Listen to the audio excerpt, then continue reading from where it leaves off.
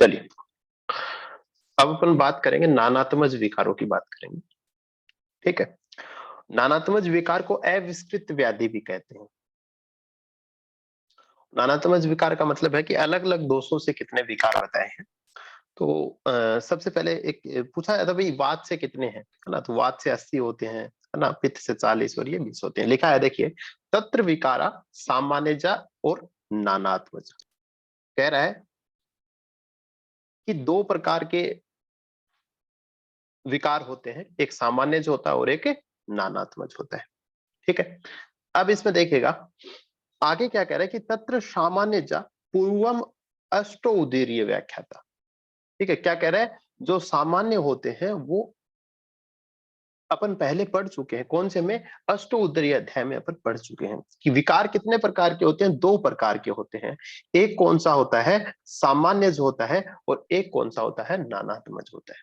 ठीक है, अब देखिएगा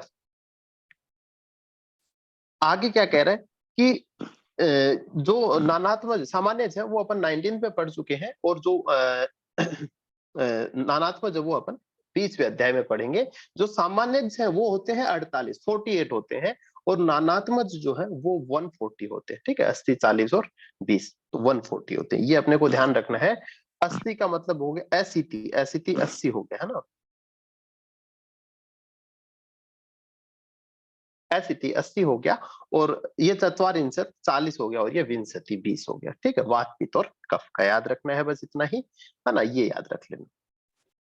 ठीक है, इसके बाद देखो अगला है, अब अपन शुरू करते हैं। देखो बहुत सारे होते हैं। अब वात के अपन में समझ में आ गया अपने कि भाई 80 होंगे, तो 80 होंगे तो बहुत सारे होंगे। तो अपने को देखना है कि अपने को कौन से विशेष हैं जो याद करने हैं। 80 के 80 तो याद भी नहीं रह पाएंगे। ठीक है, देखेगा तो अपन जब शुरू करते हैं देखिएगा कि नख भेद। ठीक है, नाखून जैसे टूट जाते हैं ना, उसको बोलते हैं ना, नाखून टूटते हैं उसको बोलते हैं नख भेद। तो नख भेद वात का होता है ना? भेद वाले जनरली ये इसी के होते हैं। जैसे नख भेद देखो, विड भेद देखोगे, श्रोणी भेद देखोगे, तो भेद वाले वात के हो गए। अगला है विपादिका, जो अपन अंडरलाइन कर रहे हैं ना, आप वो ही याद करें, है ना? उसके बाहर याद मत करना। दूसरा है विपादिका। विपादिका जैसे हाथ पांव फट जाते हैं ना, उसको बोलते हैं विपादिका, वात का है ये। ठीक है, पूछा जाता है। इसके बाद अगला है पिंडी को उद्वेष्ट। ठीक है, ये याद कर लेना है। इसके बाद गृध्रसी, गृध्रसी दोनों में आता है। कौन से में? सामान्य में भी आता है और नानात्मज में भी आता है। ये भी अपन देखेंगे। जानु भेद, है ना? तो अपन ने कहा भेद वाला याद रख लेना है। उरु स्तंभ, ठीक है, उरु स्तंभ हो गया। और विड़ भेद, विड़ भेद, विड़ भेद अतिसार को बोलते हैं। ठीक है, विड़ भेद अतिसार को बोलते हैं, ध्यान रखना है। उदावर्त, उदावर्त जो है वो भी वात का आता है, वातज व्याधि हो जाती है। इसके बाद वामनत्व, जिनके हाइट कम हो जाती है या फिर बोने रह जाते हैं ना, वो भी वात के विकार में आता है। ये दोनों इंपॉर्टेंट है बहुत ज्यादा। ऋण्य मोह और रिद्ध द्रव्य, ये दोनों के दोनों इंपॉर्टेंट है। अभी इनकी फिर से बात करेंगे, है ना? ये दोनों ही अति महत्वपूर्ण है। ऋण्य मोह और रिद्ध द्रव्य किसके होते हैं? ये वात के विकार होते हैं। इसके बाद अगला है कसाय आस्यता। ठीक है, कसाय आस्यता फिर से इंपॉर्टेंट है, वात का विकार है। अर्संज्ञता, वात का विकार हो गया। भ्रूव, भ्रू उदास, ये भी किसका हो गया? वात का है। ठीक है, इसके बाद देखिए शंख भेद वाला अपने कहते भेद वाले हो गए। तिमिर बड़ा इंपॉर्टेंट है। ठीक है, अक्षी उदास, है ना? अक्षी उदास और भ्रू उदास, ये दोनों के दोनों वात के हैं। तिमिर बहुत इंपॉर्टेंट है। ठीक है, एक है तम, तिमिर, तम और भ्रम, है ना? तमश्च है ना? ये तम वाला हो गया। एक अभी अपन आगे पढ़ेंगे तम प्रवेश। जो तम प्रवेश है वो पित्त का होगा, है ना? तम प्रवेश पित्त का होता है। और नॉर्मल अगर तम भ्रम ऐसे पूछ लिया तो ये किसका हो गया? ये वात का विकार है। ठीक है, ये ध्यान रखना है। इसके बाद में हिक्का और विषाद, अति प्रलाप किसके हैं? वात के हैं भाई। ठीक है, अनअवस्थित चित्तत्वम किसका है? ये वात का विकार है। ठीक है, तो ये जो अपन ने बताया ये विशेषता, इनको क्या है? बार बार पढ़ लेना है, इंपॉर्टेंट है। देखिएगा इसमें एक लाइन और लिखिए, देखिए क्या कह रहा है। देखिए लास्ट में कि ये 80 प्रकार के वात के रोग अगणित वात विकारों में प्रकट होने वाले जो व्यक्त रूप से लक्षित होते हैं। इन्होंने कहा कि भाई देखिए लास्ट में इन्होंने अपरिसंख्य कहा है कि ये 80 वो है जो अपन जो मोस्ट कह सकते हैं, जिनको अपन कि हमने जो देखे मुख्य वो 80 हैं। लेकिन इसका मतलब ये नहीं है कि सिर्फ 80 होते हैं, अपरिसंख्य होते हैं रोग तो, लेकिन ये विशेष बताए उन्होंने। और इनमें भी जब अपन ने अंडरलाइन किए, यहाँ से जो है विशेषता क्वेश्चन पूछे जाते हैं। ठीक है, तो ये ध्यान रख लेना है थोड़ा सा। इसके बाद देखिए आगे अपन चलते हैं, वायु के रूप तथा कर्म। वायु के रूप और कर्मों की बात करते हैं। देखो सबसे पहले रूप मतलब आत्म रूप, आत्म रूप या फिर लक्षण। तो लक्षण अपन जानते हैं, कोई नई बात नहीं है। रोक्षम सत्यम लाघवम ना विसिद्धम गतिर मूर्त, है ना, ये वाला अनवस्थितम। ठीक है, तो ये सब अपन जानते हैं, इसमें कोई विशेष बात नहीं है भाई, सबको पता है। रुक्षता होती है, शीतलता होती है, लघुता है, विशुद्धता है, गति, अमूर्तता, स्वरूप का ना होना, और वायु का अपना स्वरूप है ना। तो चंचल एन अवस्थितम हो गया ना, तो चंचल गति हो गई। ठीक है, तो ये सारी चीजें हो गई। तो हो सकता है लाइन पूछ ले, है ना, किसका लक्षण है ना, आत्म रूप है। दूसरा है, ये फिर से आ गया, तो ये भी अपने को पता है। दूसरा क्या कह रहा है भाई, भ्रंश व्यास, है ना, अंग भेद, ये सारी चीजें हैं जितनी भी, ये कंपवर्त, ये जितनी भी चीजें हैं, ये भी किसके हैं, वात के कर्म हो गए ये सारे के सारे। ठीक है, तो अब देख लो स्रंस अपने स्थान से उन अंगों का थोड़ा हट जाना, भ्रंश होना, व्यास होना, है ना। इसके अलावा संग हो गया, भेद हो गया, साध, तो यहाँ से प्रश्न जो है वो नहीं बनते हैं ना, ये नहीं पूछा जाता है। ये हो सकता है लाइन दे दे, बाकी कभी यहाँ से प्रश्न आया हुआ भी नहीं। ये याद रख लेना कौन से रस होते हैं जो वात का नाश करते हैं। ठीक है, चिकित्सा की बात अगर करें तो कौन से रस चिकित्सा कर रहे हैं, मधुर, अम्ल, लवण। ठीक है, मधुर, अम्ल, लवणीय होते हैं। इसके अलावा और भी चिकित्सा हो गई, स्निग्ध हो गया, है ना, उष्ण हो गई, स्नेह हो गया, स्वेद, आस्थापन, अनुवासन। एक लाइन याद रखनी है, देखिए यहाँ पे क्या कह रहा है कि तत्र आस्थापन अनुवासनम तू खलु सर्वत्र उपकर्मेभ्यो वाते प्रधानतमम। क्या कह रहा है कि आस्थापन और अनुवासन जो वस्ती कर्म है, वो इन सब में जितने भी कार्यक्रम किए हैं, इन सब में सबसे ज्यादा प्रधान का है कि वेद समुदाय वात नाशक सभी उपायों में आस्थापन बस्ती और अनुवासन बस्ती प्रधान मानता है। बाकी ये सारी चीजें भाई, मधुर, अम्ल, लवण, रसों का प्रयोग, ये सब पढ़ चुके हैं अपन पहले, बार बार पढ़ने का कोई फायदा नहीं है ना। तो ये स्नेहन, स्वेदन, आस्थापन, अनुवासन, नस्य कर्म, भोजन, अभ्यंग, उत्सादन, ये सारे बताए हैं। लेकिन ये विशेषता क्या बताया है, ये आस्थापन और अनुवासन जानते भी हैं अपन कि बस्ती कर्म जो है वो वात के लिए। अब देखिए, ये याद रख लेना है। ठीक है, तथा वनस्पतेर मूले छिने। ठीक है, ये याद रखना है, इंपॉर्टेंट है। उपमा दी गई है। ठीक है, स्कंद, शाखा, पर, रो, कुसुम, फल, पलाश आदि नाम। देखिए क्या कह रहा है कि जिस प्रकार पेड़ की जड़ को काट देने पर उसके तना, डालियां, अंकुर, फूल, फल, पत्ती आदि का निश्चित रूप से विनाश हो जाता है, उसी प्रकार यहाँ भी वात का मूल नष्ट हो जाने पर सभी शरीरगत व्याधियां नष्ट हो जाती है।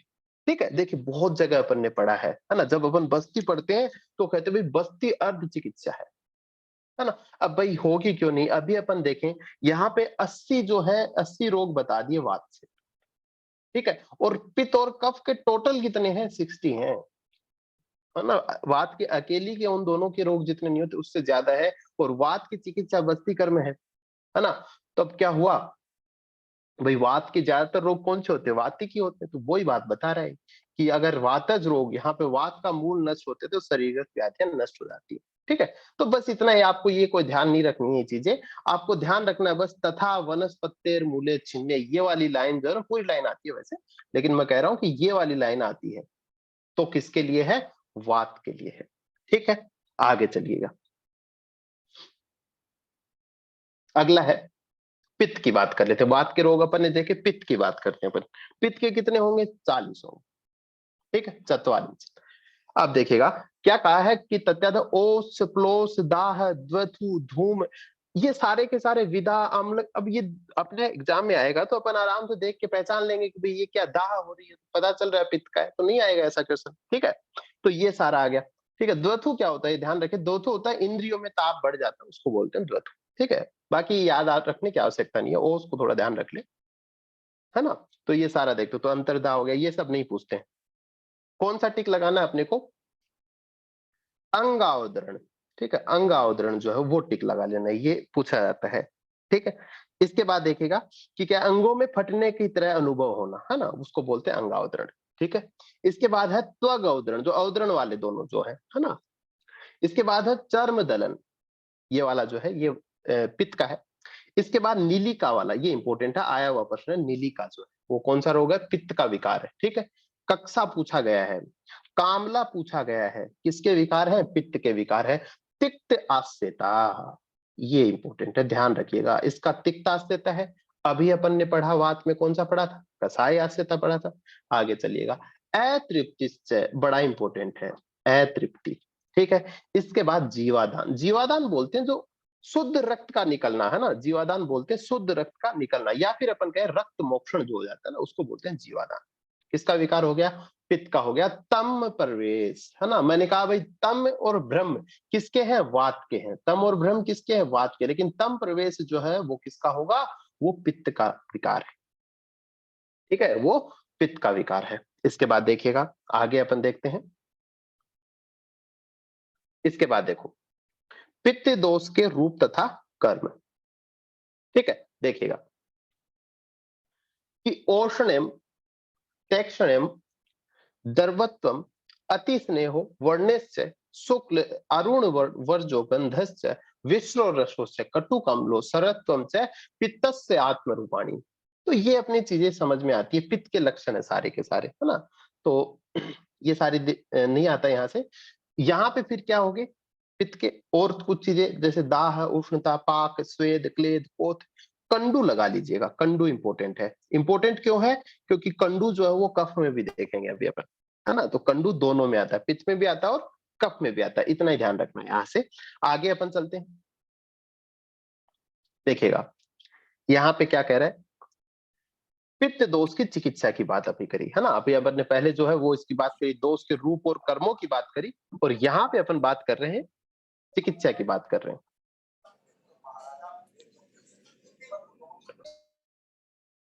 ठीक है। देखिएगा पित्त दोष की चिकित्सा, ये क्वेश्चन आया हुआ है ना। मधुर तिक्त कसाय, ये सीक्वेंस पूछ लिया गया भाई, ठीक है, किस ऑर्डर में है? तो पित्त दोष के जो रस है ये तो अपन जानते हैं, कसाय, तिक्त, मधुरा, ऐसे पढ़ लेते हैं कहीं कहीं अपन, है ना। तो ये अपने को याद रखना है, मधुर तिक्त कसाय, ठीक है। ये सीक्वेंस पीजी में पूछा गया है, ये वाला क्वेश्चन, है ना, मधुर तिक्त कसाय का। इसके बाद देखिएगा आगे क्या कह रहे हैं कि पित्त जन्य विकार मधुर तिक्त कसाय रसयुक्त शीत वीर्य वाले स्नेह विरेचन परदेह परिसेक अभ्यंग उगा पित्तनाशक उपाय द्वारा मात्रा और काल का विचार करनी चाहिए। दूसरी चीज याद रखनी है, पहली चीज अपने रस याद करिए, दूसरा है विरेचनम तुर सर्व उपक्रम में भेद।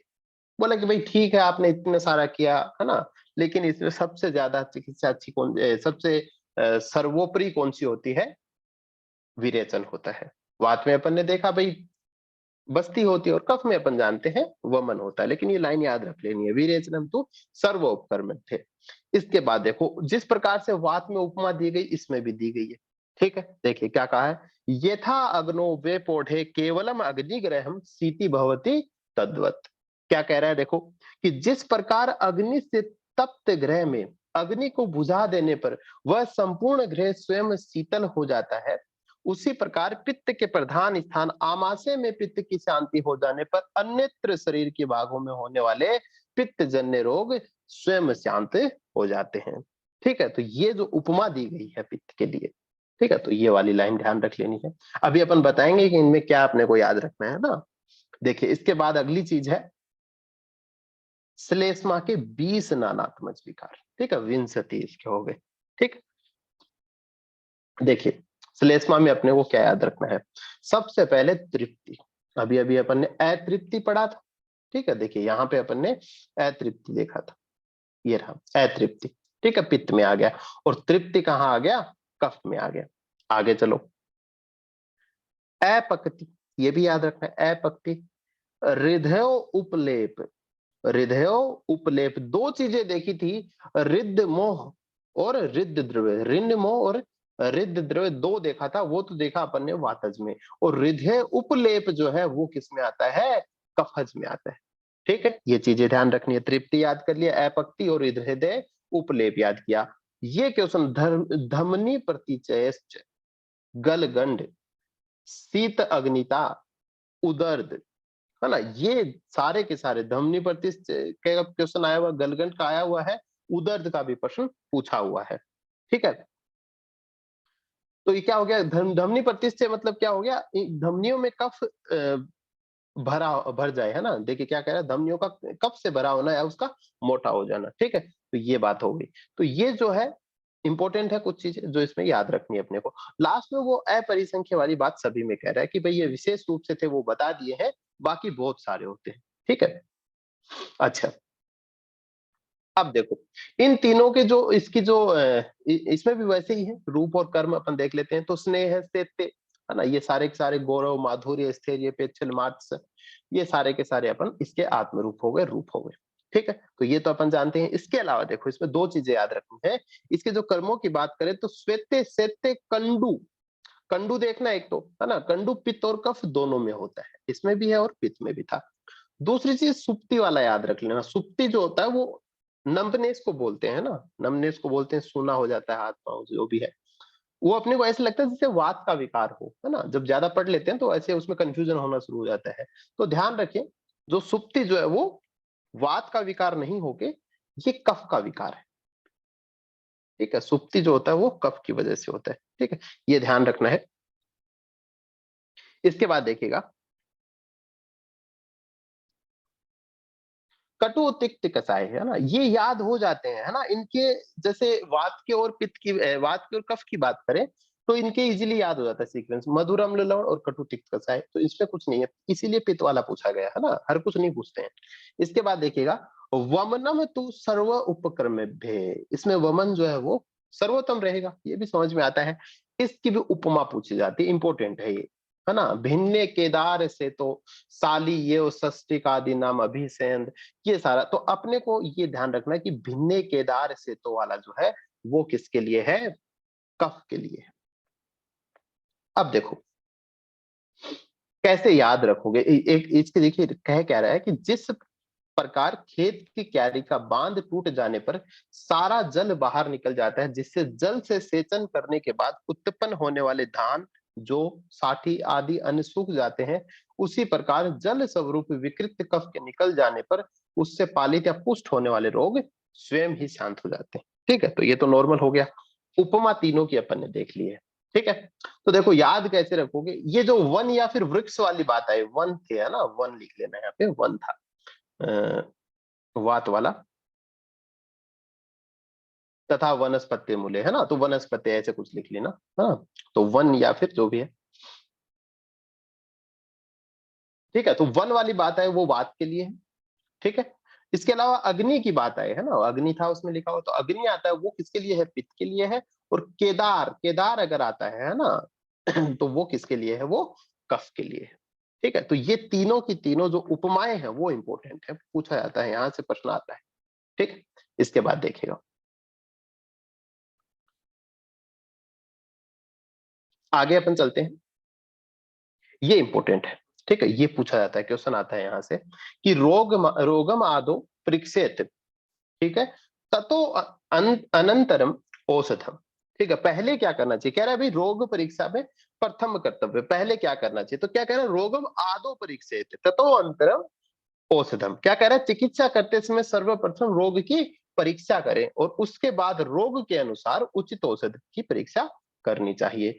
ततः कर्म भीषक पश्चात ज्ञान पूर्वम समाचरित, इसके बाद वेद के लिए उचित है कि प्रत्येक चिकित्सा कार्य को ज्ञान पूर्वक करें। पूछा जाता है कि रोगम आदो परीक्षित ततो अनंतरम औषधम, ये वाला जो रेफरेंस है ये कहां से आता है, तो ये 20वें अध्याय में से पूछा जाता है। तो याद कर लेना 20 का अंतर, ततो अनंतर है ना, तो 20 का अंतर याद कर लेना, है ना, और अध्याय का नाम तो याद हो ही जाएगा, है ना। 20 का अंतर याद कर लेना। ठीक है, इसके बाद देखो यदृच्छा सिद्धि, है ना, यदृच्छा सिद्धि, तो ये क्या है देखो, यस्तु रोगम अविज्ञाय कर्माणि आरभते भीषक, कि जो वैद्य जो होता है, जो रोग को न समझकर चिकित्सा कर्म प्रारंभ करता है, यद्यपि वह औषध विधान के ज्ञान को जानता है, फिर भी उसकी सिद्धि निश्चित रूप से नहीं होती। कह रहा है भाई ठीक है, बहुत नॉलेजफुल डॉक्टर है, लेकिन अगर वह रोग को ढंग से समझ नहीं रहा है कि इसको प्रॉब्लम क्या है ना? जैसे मान मान लो कोई फीवर हो रहा है किसी पेशेंट को, और वो फीवर हो रहा है उसके किसी घाव की वजह से हो रहा है ना? और वो जब जैसे आ रहा है कि मेरे फीवर हो रहा है, इतना सा सुनते ही उसने फीवर की दवाई लिख दी। अब उसने ढंग से जाना नहीं भाई फीवर का रीजन क्या है ना? तो वो जो है फिर अगर किसी वर्ण के कारण हो रहा है ना, घाव के कारण हो रहा है, तो उसकी घाव की चिकित्सा भी करनी चाहिए। लेकिन वो क्या कर रहा है, रोग को ढंग से समझ नहीं रहा है, ऐसी चिकित्सा प्रारंभ कर रहा है। तो ये क्या कह रहा है, वो सिद्धि उसमें हो नहीं पाती है, उसकी सिद्धि निश्चित रूप से नहीं हो पाती। इसको बोलते हैं यदृच्छा सिद्धि। मतलब ऐसा है कि कभी-कभी ऐसा भी हो सकता है, यदृच्छा मतलब तुक्के से कह सकते हैं अपन, है ना? जैसे हो सकता है कोई फीवर का है और उसको हो गई ठीक, और कोई दूसरा कारण हो फीवर का, है ना? तो नहीं भी हुई। तो कहने का मतलब वो हो भी जाए, नहीं भी हो जाए, तुक्के वाली बात है। पूछा जाता है कि यदृच्छा सिद्धि जो है वो कौन से अध्याय में दी गई है? या फिर यस्तु रोग अविज्ञाय कर्माणि आरभते भिसकी, किसके लिए कहा गया है? यदृच्छा सिद्धि के लिए कौन से अध्याय में कहा गया है? 20वें अध्याय में। अब देखिए आगे क्या कह रहा है, निश्चित सफलता की बात कर रहा है कि जो वैद्य रोग को विशेष रूप से जानने वाला है और सभी प्रकार की औषधियों के विधान को भी जानने में कुशल है, तथा देश काल के अनुसार औषधियों की मात्रा को जानने वाला है, तो चिकित्सा करते समय उसकी सफलता निश्चित रूप से होती है। ठीक है, तो ये इसकी बात बता दी आगे की। ठीक है, तो ये जो बातें जो है अपन ने की, यहां तक अपन ने रोग चतुष्टक के जो चतुर्थ थे वो अपन ने पूरे कर लिए। ठीक है, तो 5 चतुष्क अपने हो गए हैं, है ना? अब जिसमें अपने लास्ट में 10 चैप्टर अपने बचते हैं, जिसके अंदर 2 तो चतुष्क बच जाएंगे, है ना? और एक जो है अपना संग्रह द्वय बचेगा। ठीक है, चलिए तो इसके आगे का अपन नेक्स्ट क्लास में देखेंगे, अगला चैप्टर।